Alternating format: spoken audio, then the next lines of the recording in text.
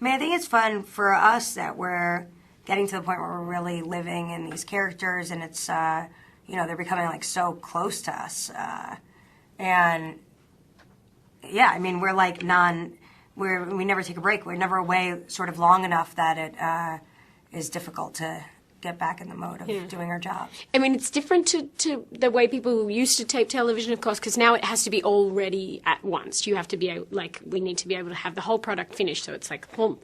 So it takes a little while to stock up those hours, television hours, and so people are like, come on, make the third season already. Yeah. Like, and people do those freeze frame, face things where they're like, my face when I realize that it's going to be 6 months till the third season is out. Yeah. And I'm like, it's going to be longer than 6 months, people. But people are angry already. Should I be in a sex contest? Nah. I'm like, what am I? I'm a person who likes to, you know, take a nap. What am I? Running around town having sex contests? Pretty crazy.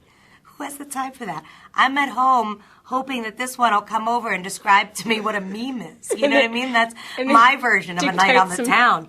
Listen, I'm not going to tell you that I don't enjoy, you know, what have you, with the sexiness. I like it. Intimacy. Well, that's another story. Okay. But, you know, I don't know that it needs to be a contest. It's, I'm not actually a very competitive person, as it turns out. So, like, I would say that, yes, I identify with Nikki in terms of, like, I also am into sex as, like, a thing. You've done it. But, you know, I feel like it's the right time for me to go ahead and just go on record and say I have had sex, and I've liked it. That said, I do not identify with Nikki's need to turn it into a contest and see, you know, how many she can give, or even to journal about it. That's where we split. I think, speaking to season 2, I think we do sort of we kind of go on this journey where we go off on our own and have some crazy rides and come back together at the end of the season in a way that's much richer than we had before. Yeah.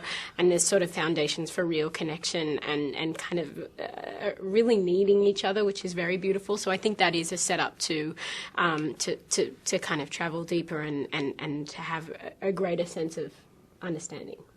Which is what we're all looking for. We get much closer, I feel like, by the end of the season than we have been, even if we're less romantically involved. And I think that both of our kind of addictions really get highlighted this season. The season in general, I feel like, goes deeper in a non-sexy way. And I just feel like I'm working through all my stuff with the sex, and you're working through all your stuff with the Christopher. Yeah, I actually didn't know that. You're right. You know what I mean? Like, that's kind of for both of us. We're both kind of like dealing with our thing.